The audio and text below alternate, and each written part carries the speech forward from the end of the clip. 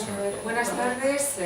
Vamos a dar comienzo a este acto de presentación e inauguración del programa de doctorado en estudios hispánicos para el curso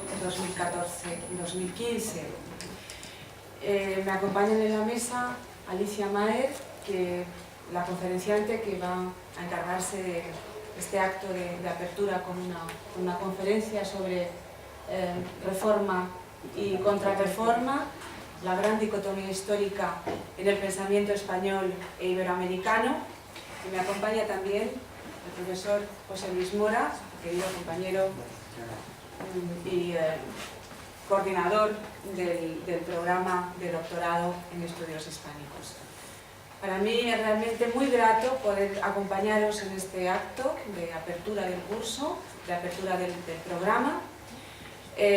Os doy la bienvenida a todos y bueno, pues quisiera aprovechar la ocasión para dejar constancia de la importancia que tiene este programa de doctorado para la Facultad de Filosofía y Letras y para la Universidad Autónoma de Madrid.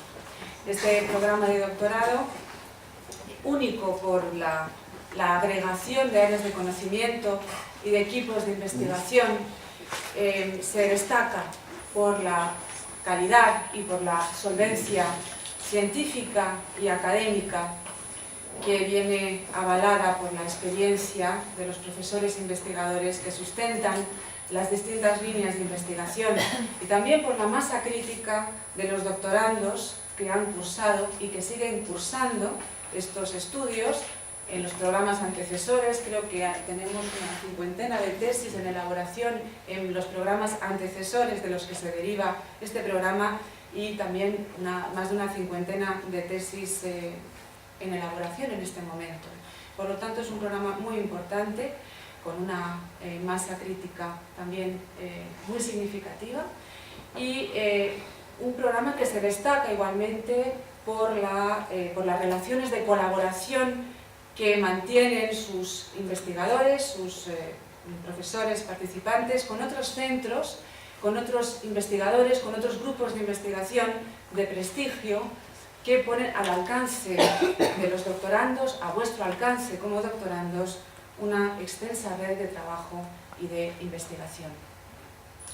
Prueba de esas relaciones de colaboración, de esas redes de trabajo que están abiertas a los doctorandos, es la posibilidad que tenemos, el honor que tenemos de contar con nosotros esta tarde con la profesora Alicia Maer, que va a impartir esta conferencia de apertura. No me queda más que agradecerle profundamente su presencia hoy aquí, agradecer también al profesor José Luis Mora, coordinador del programa, todos sus desvelos, todo el trabajo que está desarrollando, trabajo no solo académico, sino también administrativo, porque bueno, no sabíamos que estos doctorados iban a traernos tanto trabajo administrativo y por lo tanto yo le quiero expresar mi gratitud por el tiempo que está dedicando a estas tareas y felicitar también a todo el equipo, a todos los equipos de investigación. Algunos profesores están aquí acompañándonos esta tarde,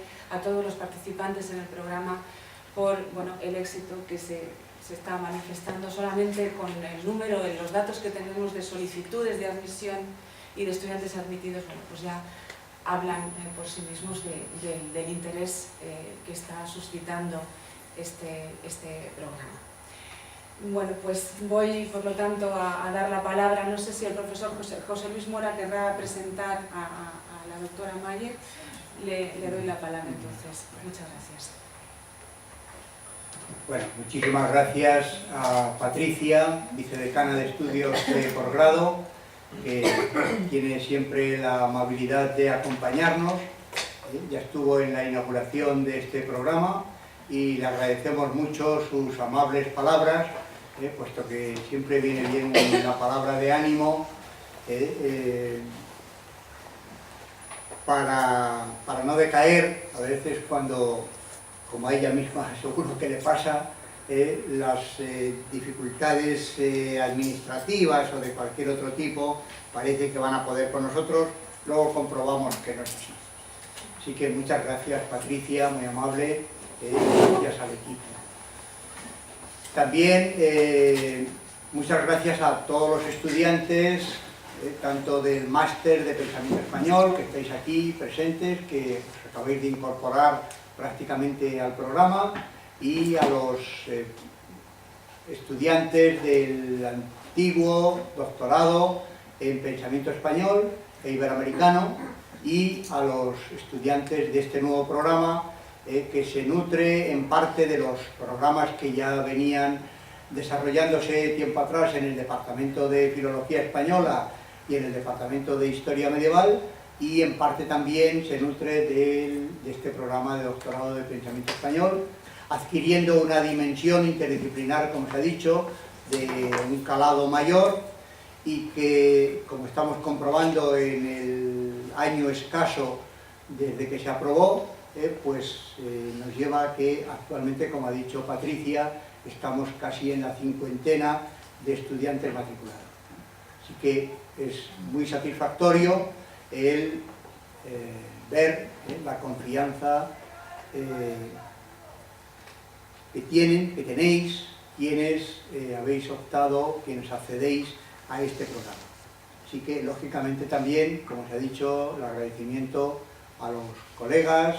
Aquí están dos bien queridos colegas que vienen trabajando en el máster de Pensamiento Español e Iberoamericano desde su primera edición, y esta es la 7ª, me parece, si Fernando no me corrige, 7 años. Así que esta fue la primera universidad española que en el ámbito de la filosofía puso un máster de Pensamiento Español e Iberoamericano, y la primera universidad donde se han impartido cursos de filosofía mexicana y de filosofía portuguesa. Y eso es pues un pequeño honor que nos queda y que llevamos a gala, esa es la verdad. Y luego tenemos mucha fortuna en tener excelentes amigos.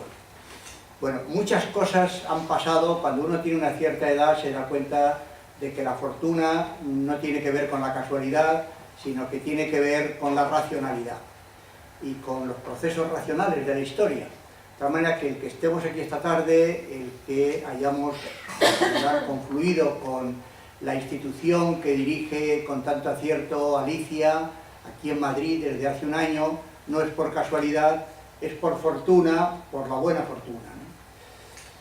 De tal manera que nosotros, desde que nos iniciamos en el pensamiento español, y esta universidad también fue de las pioneras, hemos ido progresando, y en este progreso nos hemos encontrado con los amigos de América, y a partir de ese encuentro nos hemos dado cuenta de que no podemos prescindir unos de otros, y que si queremos avanzar hemos de ir por ahí.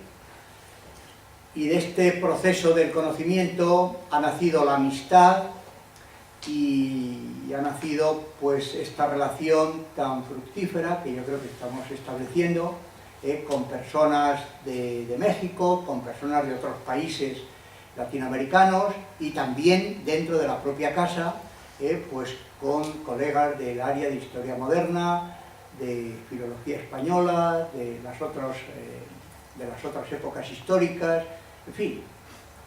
Estamos muy satisfechos de este nivel de confluencia desde el ámbito de la filosofía, porque creo que hemos contribuido a oxigenarla, a incorporar nuevos campos de conocimiento en la relación, y nosotros mismos nos beneficiamos de este encuentro.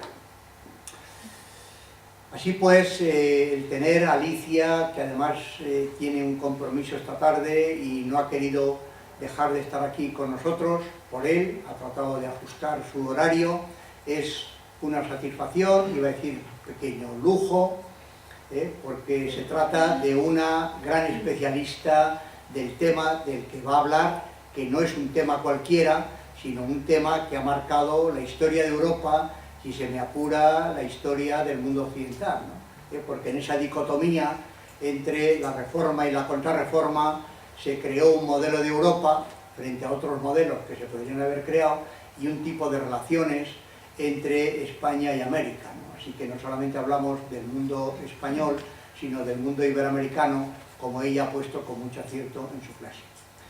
Y si tuvierais a mano el currículum que yo tengo aquí, pues os daríais cuenta de que es una autoridad en esta época histórica y en este tema, ¿no? No voy a ponerme a leer ahora toda su obra de libros, artículos, es ingente, y lo que sí os puedo asegurar, y como vais a creer en mí, pues sí, de que realmente conoce muy bien esta época, es una autoridad intelectual, una gran historiadora. Sé que había tenido ya relaciones anteriores con el grupo de José Martínez Millán, que se incorpora al Instituto Universitario Estudios La Corte en Europa, así que muchas satisfacciones, Alicia, y lo que sí sé es que la UNAM sabía quién enviaba a España para la misión que se le encomendaba, y eso es signo de inteligencia porque no todos lo consiguen.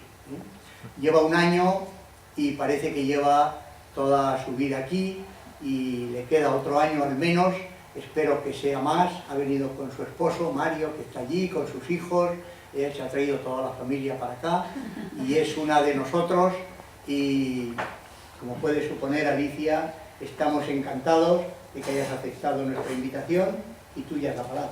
Muchas gracias, José Luis. La verdad es que la más agradecida soy yo de estar aquí con todos ustedes. La verdad es que no extraño nada de México, excepto a mis alumnos. Se los digo con toda sinceridad, yo tenía 25 años dando clases ininterrumpidas y al venirme a España todo fue maravilloso, pero sí tuve que dejar mis cursos, y entonces estar aquí frente a ustedes a mí me revitaliza, me da mucha alegría estar con gente joven que está haciendo su máster, su doctorado, en fin. Entonces para mí es una gran alegría y un gran gusto estar aquí esta tarde con ustedes.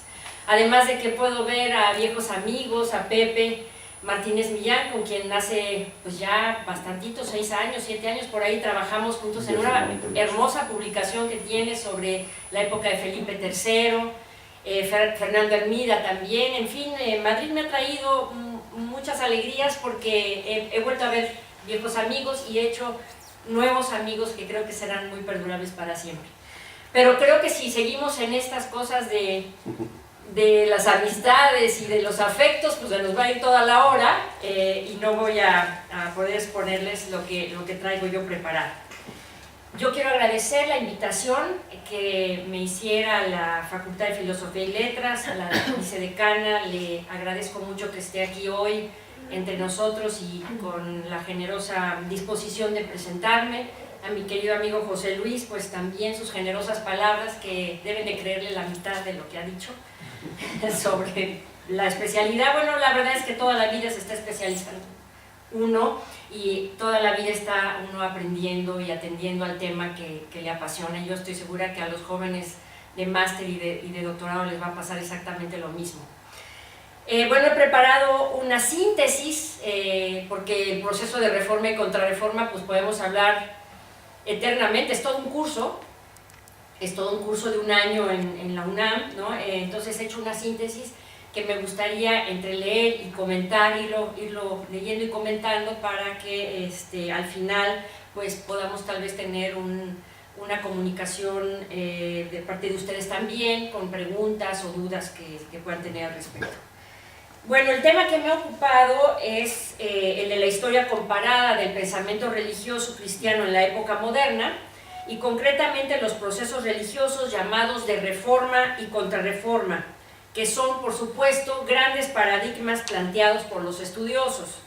Dentro de este gran rubro, en esta ocasión, abordaré este binomio para tratar de dar razón de un rasgo de identidad que cargamos los hispanos y los hispanoamericanos desde hace muchos siglos. Los filósofos se preguntan, y estoy entre filósofos, ese es un gran reto para un historiador, pero creo que alguno que otro historiador también hay, ¿verdad? Los filósofos se preguntan ¿qué somos? Y los historiadores se cuestionan ¿por qué somos lo que somos? Pues algo de lo que somos está en función de lo que creemos en relación con Dios o de lo que han creído las generaciones que nos han precedido. Entonces voy a hablar primero sobre el problema de los conceptos. Creo que esto es muy importante cuando hablamos de reforma y contrarreforma. Hablamos de que son paradigmas, pero muchas veces se da sobresentado o sobreentendido qué es o qué son, o a qué nos referimos con reforma y contrarreforma. Y hay toda una problemática en torno a estos conceptos. En el plano espiritual, los procesos de reforma y contrarreforma suponen una gran dicotomía histórica. Tradicionalmente, cuando se ha hablado de reforma, así con mayúscula, en la historiografía, se ha aludido a la reforma protestante del siglo XVI, mientras que la contrarreforma se ha referido a la, entre comillas, reacción católica, motivada por el ataque a los fundamentos del dogma católico. Se han considerado entonces como dos conceptos antagónicos. Eso de hablar de reforma con R mayúscula, pues eso depende de qué círculo lo estemos viendo, porque cuando estamos en México y dice, ¿a qué te dedicas? Pues digo, a reforma, refiriéndome a la reforma protestante. Y entonces la gente cree que me estoy refiriendo a la época de Juárez. Entonces no es tan fácil, ¿no?, para las personas captar que se está hablando de un proceso religioso y de la reforma protestante. Pero si ustedes hablan en Alemania de la reforma con R mayúscula, o tal vez en Europa en general, pues se sobreentiende, ¿verdad?, que es este proceso histórico.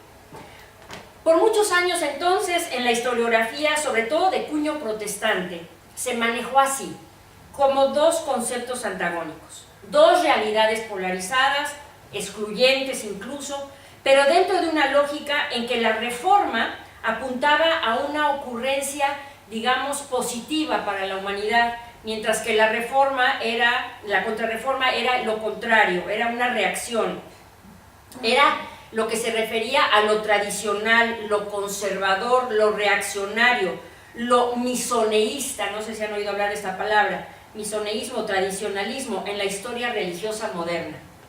La polarización religiosa se consideró como un factor diferenciador del modo de ser de las naciones que adoptaron uno u otro credo, de la mentalidad de los individuos, dependiendo de la cultura de la que fueron filiales. Así funcionó el paradigma antagónico muchos años, pero desde más o menos la mitad del siglo XX ha habido un fuerte debate, incluso en España, sobre la pertinencia de conservar el nombre de contrarreforma o abandonarlo en definitiva para sustituirlo por el de reforma católica.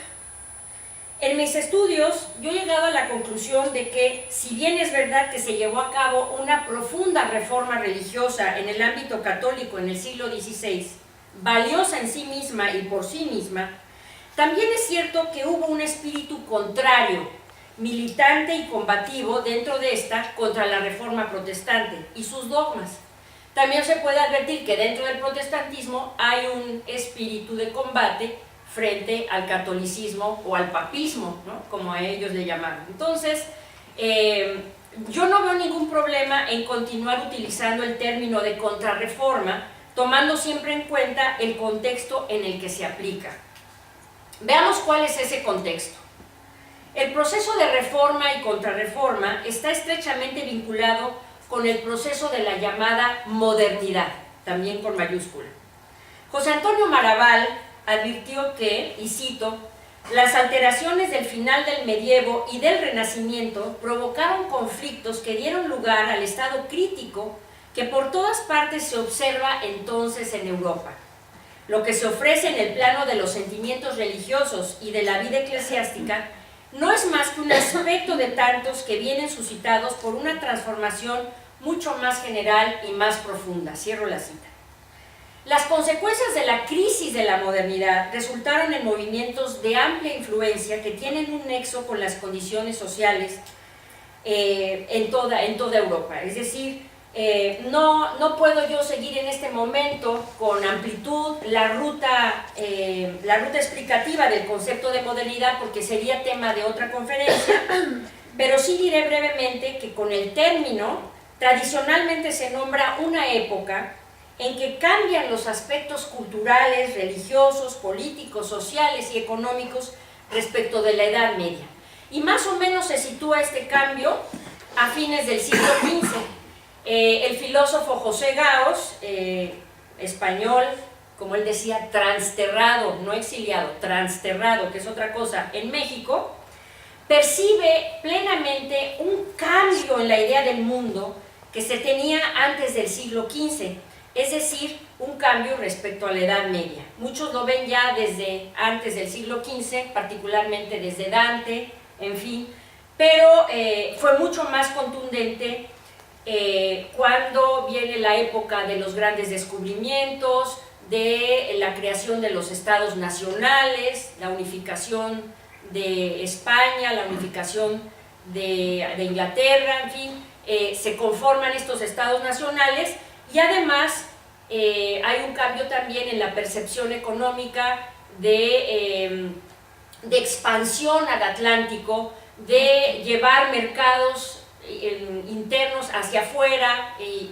se genera también el proceso mercantilista que va a dar paso al capitalismo, en fin. Les digo, da para otra charla, pero lo que me interesa decirles es que este cambio, que fue paulatino y en ocasiones se aceleraba más, como por ejemplo con los descubrimientos geográficos, y en fin, este cambio refleja la evolución o el desarrollo del pensamiento occidental de manera progresiva, desde la concepción teológica que imperaba en la Edad Media, teológica, teocéntrica y religiosa del mundo, hasta la que define ya plenamente la Ilustración en el siglo XVIII, la del pensamiento moderno por excelencia, basado en ciertos rasgos como el racionalismo, la ciencia, el individualismo, que es la noción de la conciencia individual, el pragmatismo, las ideas de libertad, el ejercer el juicio privado, en fin. Es curioso que la reforma y la contrarreforma sean al mismo tiempo resultado y catalizador de esa era moderna. Resultado porque sin estos cambios que se van generando desde el siglo XV, no podríamos entender que surgieran personajes como Cisneros, como Lutero, como Loyola, en fin, y también podemos hablar de que los movimientos de reforma y contrarreforma son catalizadores de ese proceso de la modernidad, porque al imponer uno y otro mundo, los credos que sustentan, va a haber un choque que va a generar una serie de cambios en la mentalidad, una serie de cambios en las costumbres y en suma una serie de cambios culturales. Para algunos estudiosos, las características de la modernidad se dan más en el mundo nórdico protestante, sobre todo ya plenamente en el siglo XVIII. El proyecto inglés llegaría por la senda más rápida a la modernidad, con la orientación racionalista y científica, con la acción y la libertad individual, bajo el signo de un cristianismo reformado, de rígida moralidad y de exaltación al trabajo. Por otro lado, se observó la actitud desdeñosa de España frente a los cambios seculares y su empeño por defender la tradición.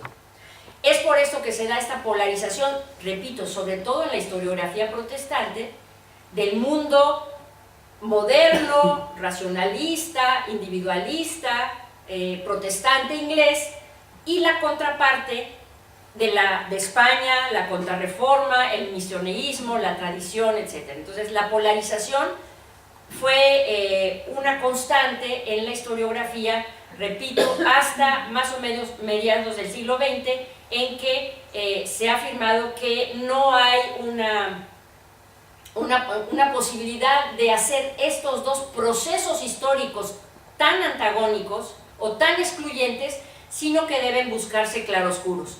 Y eso es lo que yo voy a ir adelantando en la plática conforme vaya yo avanzando.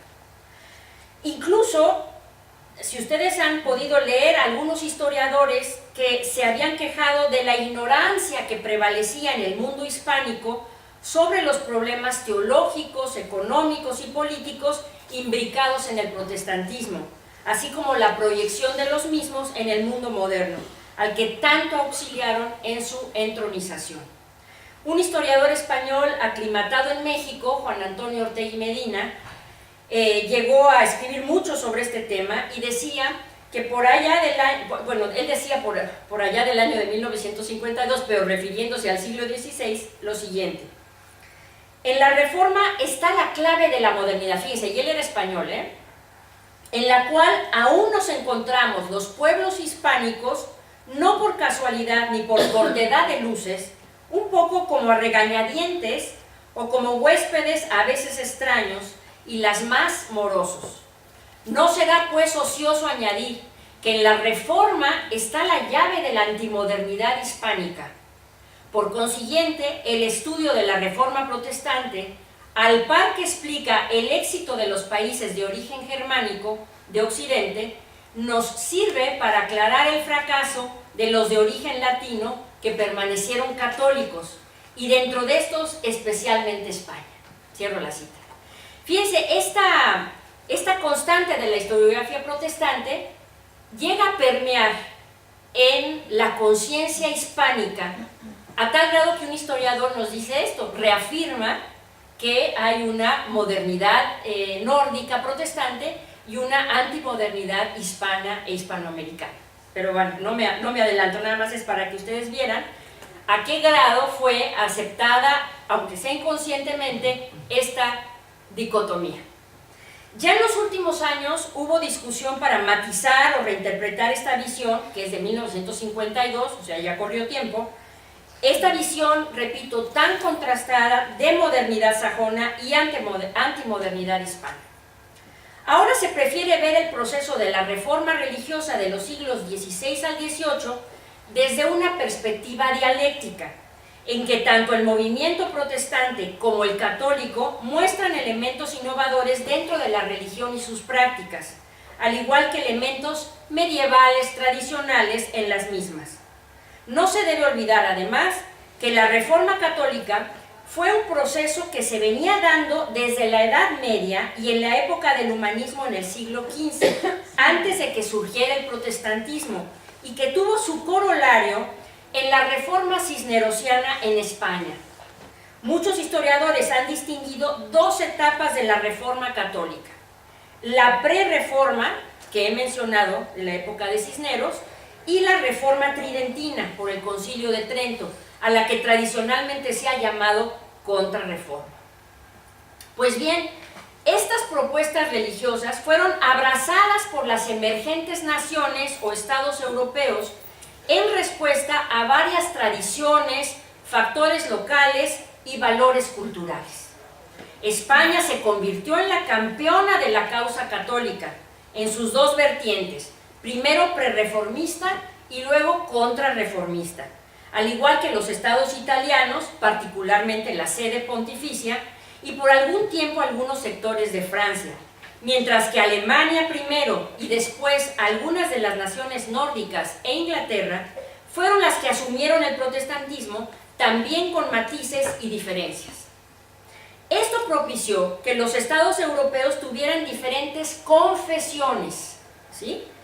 En un esquema un tanto sencillo, se puede decir que en materia confesional, Europa se desdobló, si cabe el término, en dos mitades, cada una con distintos proyectos vitales: el mundo mediterráneo y el nórdico.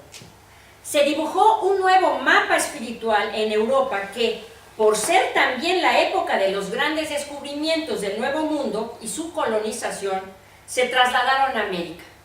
Y no es difícil ver que en América, si estamos viendo este mapa, pues también podemos ver un mapa desdoblado, no ya en el mundo mediterráneo, porque no lo hay, el mundo nórdico del Mar del Norte, pero sí en la América sajona y en la América hispana. Se ha llamado al periodo del siglo XVII el de los estados confesionales.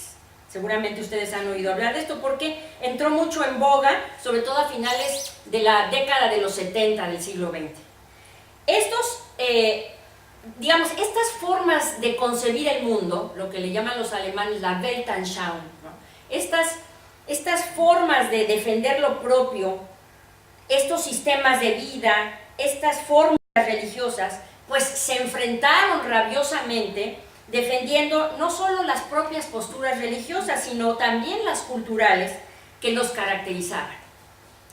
La magnitud de la confrontación operó como un motor para la construcción paulatina de una nueva realidad que marcó cambios fundamentales, digamos, una verdadera transformación en todos los órdenes de la vida, y que por las características que he señalado de, si me permiten la expresión, globalización, impactaron en los dos lados del Atlántico. Y eso es lo que le da esta vigencia enorme y esta amplitud gigantesca a los movimientos de reforma y de contrarreforma. Se repiten en el Nuevo Mundo y ahí tienen un destino pues muy interesante y que no acaba uno de estudiar. Bien, las propuestas teológicas iniciales incitaron paulatinamente a un cambio cultural en las naciones que adoptaron las distintas confesiones, como lo acabo de mencionar. José Luis Aranguren, connotado filósofo español, señaló que el catolicismo y el protestantismo eran, cito, formas de existencia. Así se llama un libro precioso de Aranguren, Catolicismo y Protestantismo como formas de existencia. Y no se equivocaban.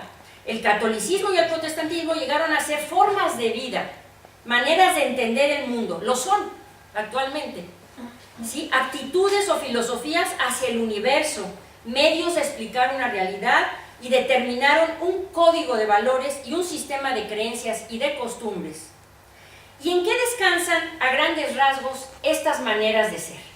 Veamos. La reforma y la contrarreforma denominan una época histórica de gran magnitud, como lo he dicho. Es una época de revolución, de renovación, de sueños apocalípticos. Se ha ensanchado el mundo por los grandes descubrimientos, pero también se cree que pronto vendrá el final de los tiempos. En este contexto, al decir de Fernando de los Ríos, en el siglo XVI, lo estoy citando, la conciencia europea se desgarró y surgieron dos actitudes, renacentistas ambas, que respondieron a la manera como cada cual concebía la relación del hombre con la naturaleza y de la relación con Dios. Quiero dejar así como un poco al margen, pero pendiente, el que Fernando de los Ríos se refiera ya, y antes de 1952, que Ortega y Medina había dado esta fórmula polarizante, él se refiere ya renacentistas ambas, ¿sí? Eso ya es una cuestión importante que voy a dejar un poco pendiente para seguir avanzando. Finalmente existe para Fernando de los Ríos la polarización, pero esto significó una divisoria, piensa él, de vertientes para la cultura occidental. Esas son las vertientes católica y protestante. Bien, el catolicismo, ¿qué es? O cómo se asume, o culturalmente, ¿cómo es el católico? Yo soy católico y no soy protestante. Me puede decir un protestante, yo soy protestante y no soy católico. ¿Qué soy entonces? El catolicismo, en términos muy generales, porque el mundo actual está muy protestantizado en las naciones que antes eran católicas y muy catolicizado en las que antes eran protestantes. La globalidad así lo ha permitido. Pero en el siglo XVI, digamos, en lo que Troeltsch llama este protestantismo inicial y este catolicismo de la contrarreforma, el ser católico o el catolicismo mismo se apoyó en la religiosidad colectiva, en la defensa del libre arbitrio, del albedrío, de la libertad del albedrío, en la participación fundamental del hombre para lograr su propia salvación, es decir, en el énfasis en las obras y en los sacramentos. Y el proyecto católico resultó del objetivo de instaurar la unidad ecuménica con los valores de la verdad católica, absoluta y eterna, y de la tradición. El ethos católico une la piedad, la caridad y la exaltación de las obras, como he dicho, pero lo repito porque aquí está la base del dinamismo católico, con un sentido igualitario de todos los hombres. Voy a seguir en la plática, pero creo que si hay alguna duda, bueno, pues podemos resolverlo al final con las preguntas. El protestantismo se sustenta en la creencia de que solo la fe basta para lograr la salvación, que no se obtiene mediante la realización de obras buenas, sino por la sola gracia de Dios. La noción calvinista, que va más allá que la luterana, se basa en la exclusión de los réprobos y la predestinación favorable de los elegidos. Esto deriva de una concepción negativa del género humano y de la idea de que la voluntad del hombre es sierva a la voluntad de Dios, es decir, que no existe el libre albedrío. El protestantismo se apoya en el libre examen de las Escrituras, es decir, en la lectura de la Biblia sin necesidad de intermediarios. Y eso, bueno, desata muchísimas cosas, entre otras, negar la jerarquía eclesiástica y otras más. Pero bueno, voy más rápido. El conocimiento de la palabra de Dios sin la necesidad, sin la necesidad ya lo estoy leyendo, pero como se me ocurre antes ya lo leo y ya lo he dicho. Es una forma de religiosidad sustentada en una dinámica individual, en el éxito como marca de predestinación o elección divina, en la nueva orientación económica hacia la ganancia. Eso no se da así tampoco por generación espontánea, es un proceso paulatino, en el culto simple y en la negación de un vivo sentido estético. ¿Sí? Entonces ahí están como dos maneras, igual y muy simplista, ¿no? Pero ahorita, en aras de la brevedad y para poder decirles lo más en menos tiempo, pues así lo esquematizo, pero es un esquema. En suma, quizá es posible hablar de un espíritu católico. La palabra espíritu, entre comillas, es más el esprit que está en la lengua francesa que lo que podamos nosotros traducir, pero se traduce como espíritu.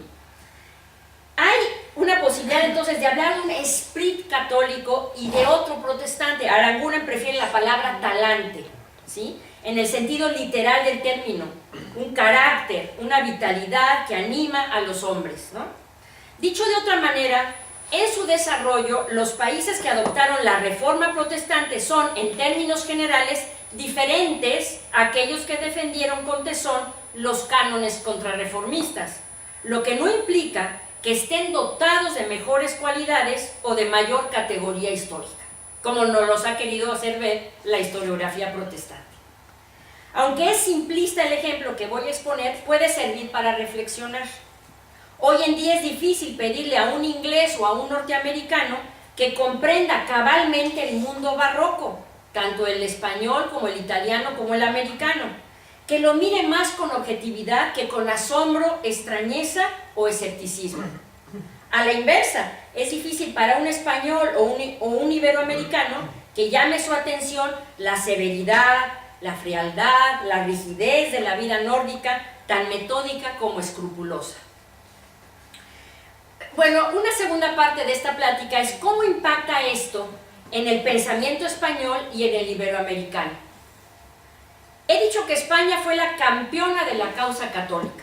En la época del cardenal Cisneros, que para situarlo, él muere en 1517, fíjense, muere en 1517, justo el año en que Lutero sale del anonimato y estampa, según la tradición, las 95 tesis. Es decir, Cisneros nunca conoció las propuestas luteranas y se ha organizado toda una reforma para el Reino de España que va a tener consecuencias pues muy importantes, entre otras el haber puesto un muro de cal y canto para la entrada del protestantismo a España, entre otras cosas, ¿sí?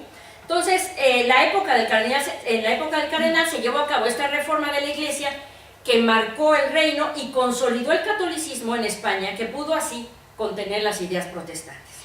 Destaca aquí señaladamente la influencia del erasmismo por Erasmo de Rotterdam, ¿no? Que se orientó hacia la filosofía Christi con la propuesta de una reforma de vuelta al cristianismo primitivo, a la imitación de Cristo y a la piedad interior con toques individuales e intelectuales. Estas ideas llegaron a América con los primeros evangelizadores, estoy hablando de los años 1524-1534, o sea, inmediatamente después de la conquista. Y estos evangelizadores, los franciscanos, los dominicos, los agustinos, los carmelitas, se esforzaron por implantar un mundo mejor para los colonos y para los indígenas. Sin embargo, apenas 30 años después, con el Concilio de Trento, otro tipo de reforma se impuso en los reinos de España y sus colonias, atajando otras propuestas como el erasmismo mismo y el protestantismo, desde luego.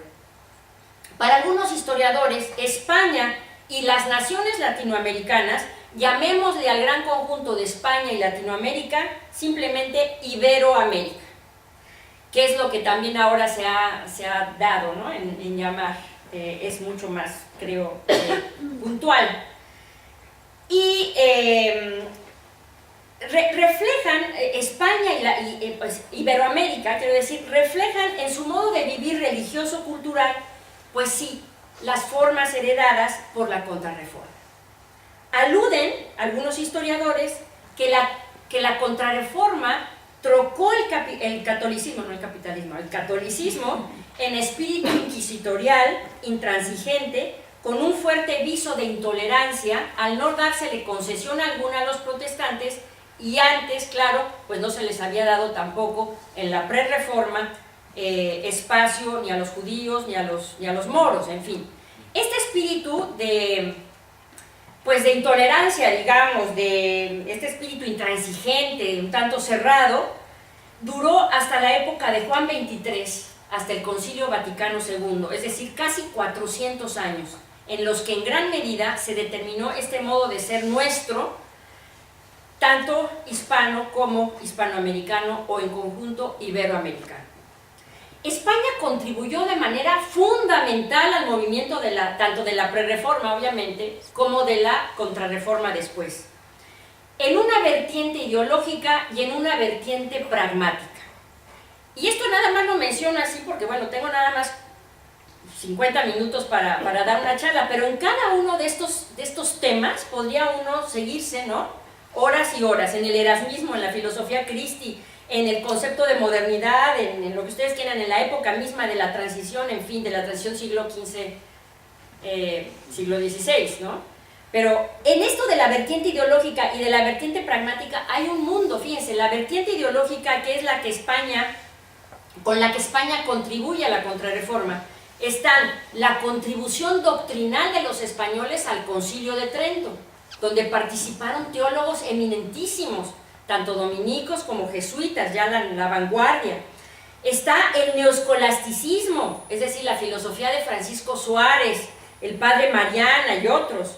Está el nuevo misticismo, es decir, la mística, que es la otra cara de la contrarreforma, la cara no del todo contemplativa, ¿sí?, pero no la militante y activa de los jesuitas, sino la de Santa Teresa de Jesús, la de Fray Luis de León, la de Fray Juan de la Cruz, en fin. Todos estos son temas eternos. Luego viene la vertiente pragmática, que es la revitalización de la Inquisición, la creación de la Compañía de Jesús, sin ir más lejos, la reforma y la creación de órdenes monacales, entre otras la que ya he mencionado, de los carmelitas descalzos, con Teresa de Ávila y San Juan de la Cruz. Y esto lo menciono no para meterme en cada tema, sino para que ustedes se den una idea de la implicación de España en el movimiento de la contrarreforma.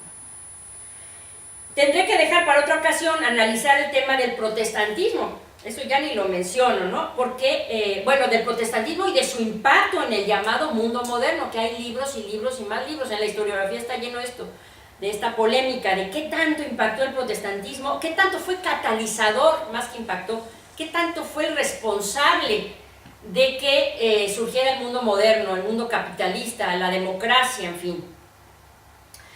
Y también como generador de un talante en las naciones que lo abrazaron. Entonces, ahora me ciño a la contrarreforma, que como he dicho, pues fue un movimiento cultural amplísimo y de largo alcance, porque es un elemento conformativo de la psique hispana e hispanoamericana.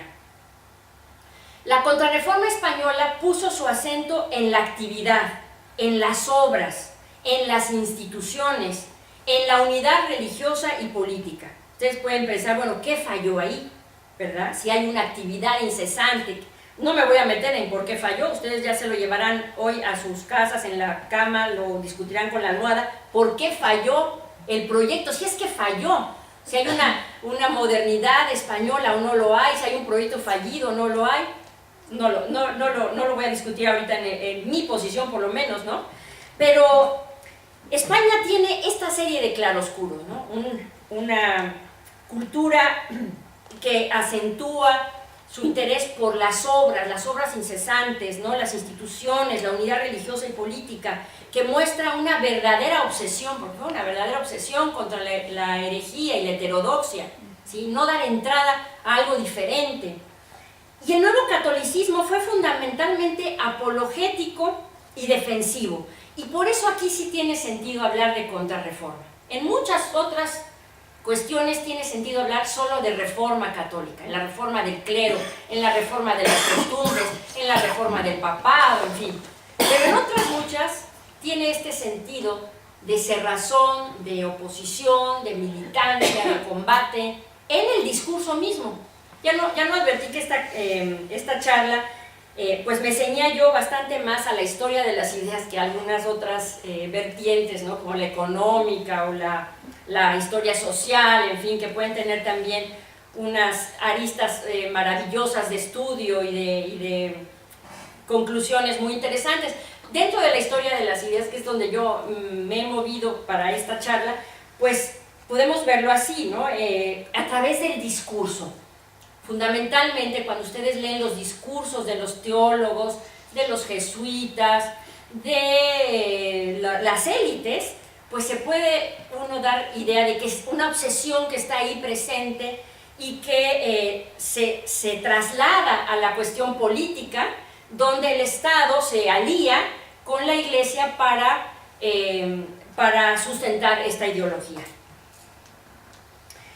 La Contrarreforma o el Nuevo Catolicismo incorporó valores medievales y otros nuevos, algunos muy revolucionarios, como la tesis sobre el libre albedrío que sostuvieron los jesuitas y que de hecho manifiestan y defienden en el Concilio de Trento y después durante todo el siglo XVII, incluso en interesantísimas polémicas contra los dominicos.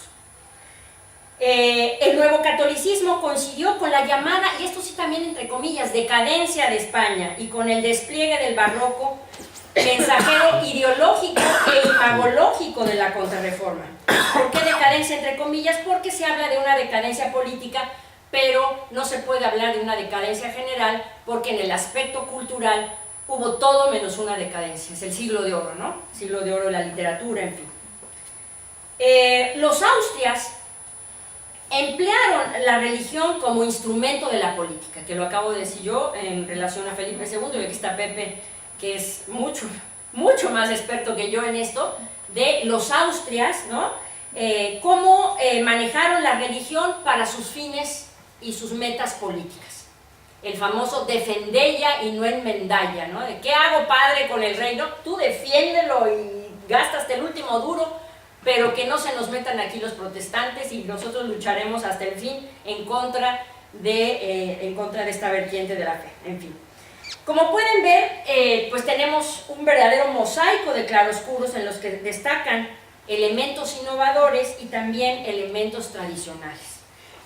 No lo voy a hablar aquí porque es muchísimo, pero les puedo decir que también en el discurso protestante del siglo XVII hay estos claroscuros, donde no hay una franca modernidad, desde luego no, sino también mucha tradición y mucho pensamiento misionista.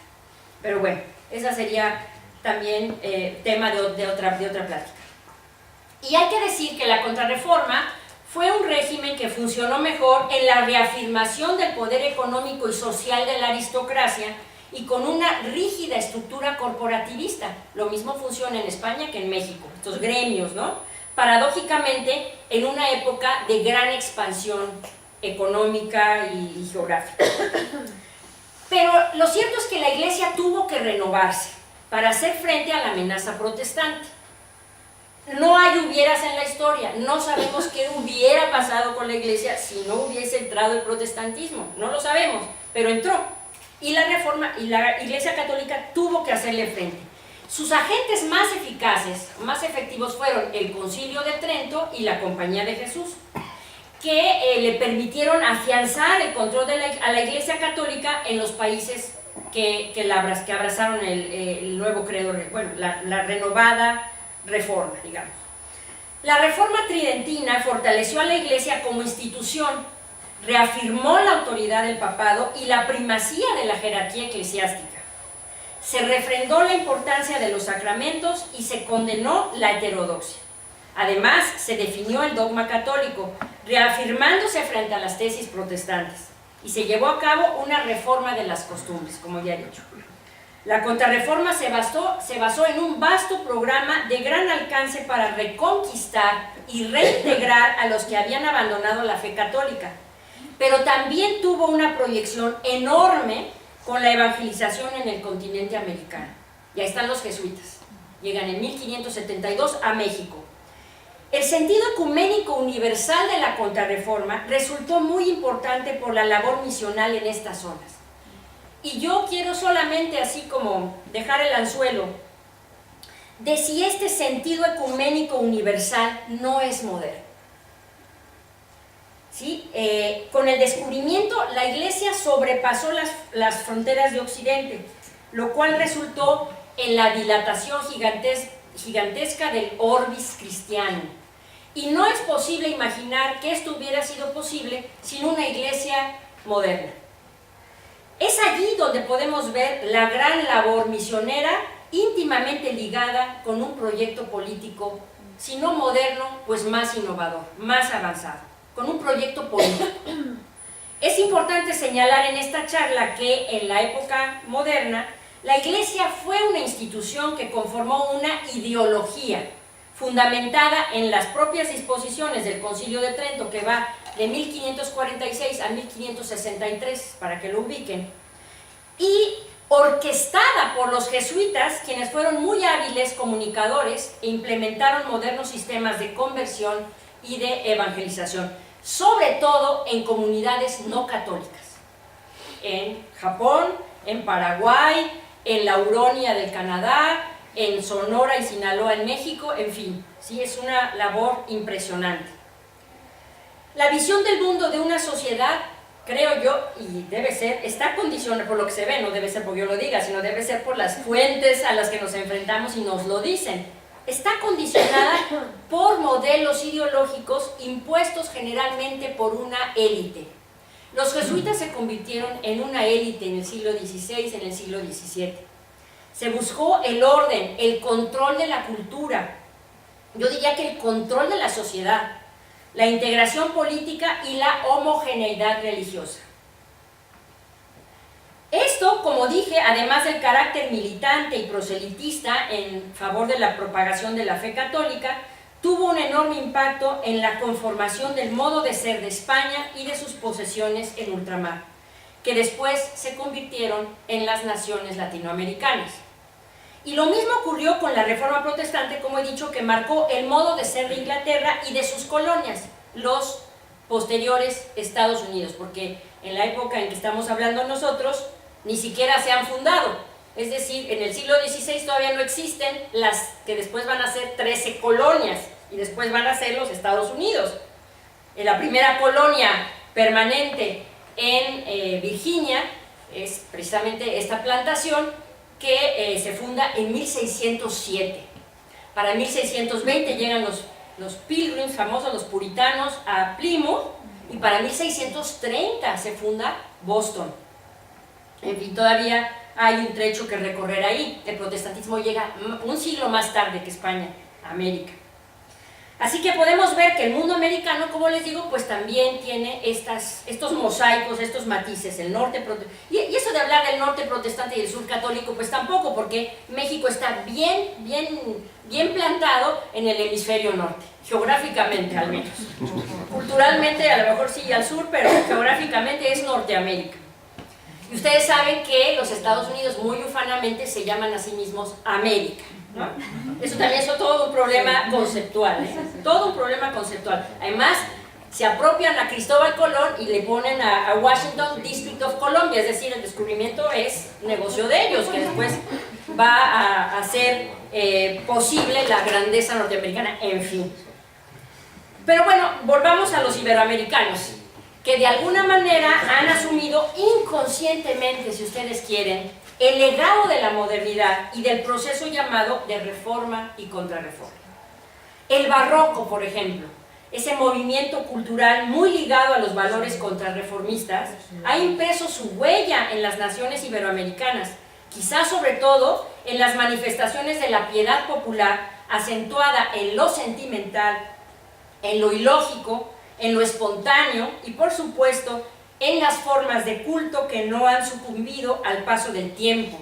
Las procesiones, la beatería, la milagrería, la inclinación por todo aquello que causa fervor, que despierta afectos, en el amor por lo variado y lo profuso, etc. Bueno, aquí me sorprendió también pasar mi primera Semana Santa española, ¿no? Con toda esta manifestación, esas procesiones, esa beatería, en fin. Y pues es casi como estar en casa, porque se da en los dos mundos, de diferente manera, de diferente manera.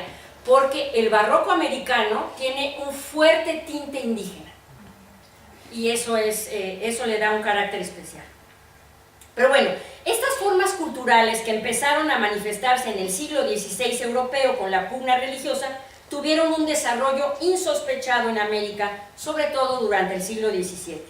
En el Nuevo Mundo continuó la pugna, no solo en el terreno nacional, fomentada por la rivalidad anglo-española, ahora proyectada en las respectivas colonias allende el Atlántico, sino sobre todo en el campo ideológico, donde la lucha entre protestantes y católicos determinó un modo de ser y una forma de ver la vida distinta en cada caso.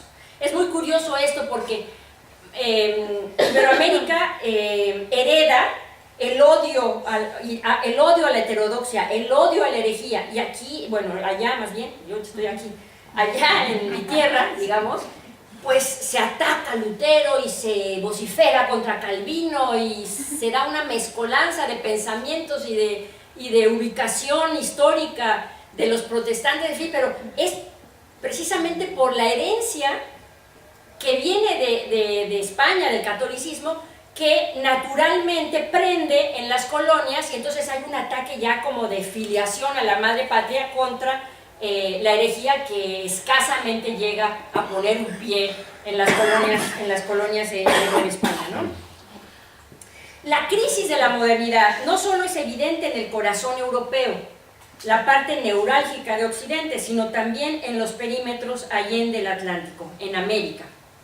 El historiador mexicano Edmundo O'Gorman planteó que, y voy a citarlo, por su constitución histórica, América consistió en el programa de actualizar en el nuevo continente una nueva Europa, lo que es obvio, supone el trasplante de la civilización europea a las nuevas tierras. Y aquí es donde procede dar razón de la existencia de las dos Américas, dice O'Gorman, la sajona y la latina, la gran dicotomía histórica americana. Cierro la cita. El legado ontológico de España, concluye O'Gorman, fue imitar el programa de vida tradicionalista, absolutista y católico. El otro, el modo racionalista, cientificista, terreno, liberal, progresista, de transformación de la naturaleza. Se vuelven a plantear las dicotomías. Aunque parece convincente y certera la hipótesis de O'Gorman, creo que esta solo se aplica en un contexto muy amplio, considerándola dentro de un proceso histórico general.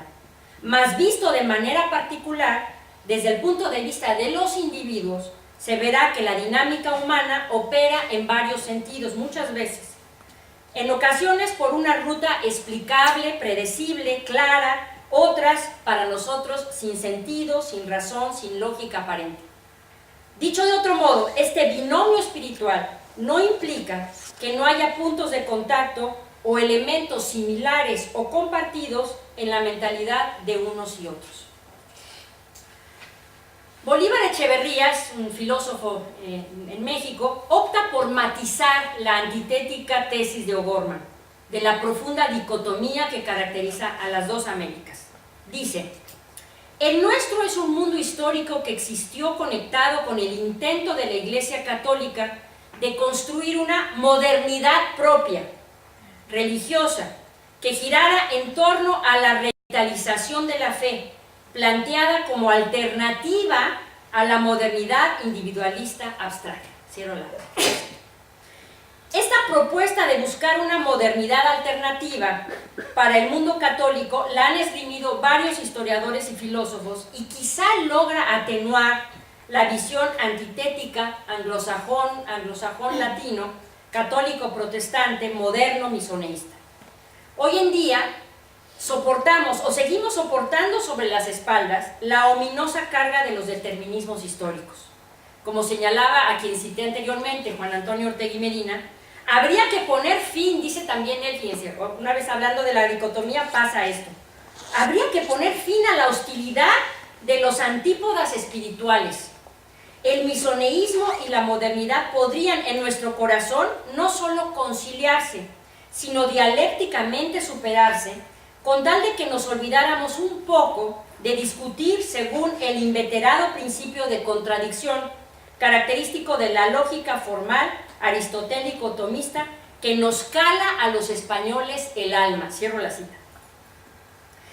Bien, pues todavía se hace eco de la vieja leyenda negra que siglos atrás calificó al mundo ibérico y a sus herederos americanos de atrasados o tradicionalistas. Es sin duda el complejo de inferioridad más abonado y cultivado de la historia, el que padecemos los hispanos y los hispanoamericanos hoy en día frente a las naciones protestantes. En lo que a mi investigación se refiere, los resultados apuntan a que hoy no se puede hablar o no se puede aceptar el cliché del arcaísmo, del misoneísmo católico y de la vanguardia anglo-protestante.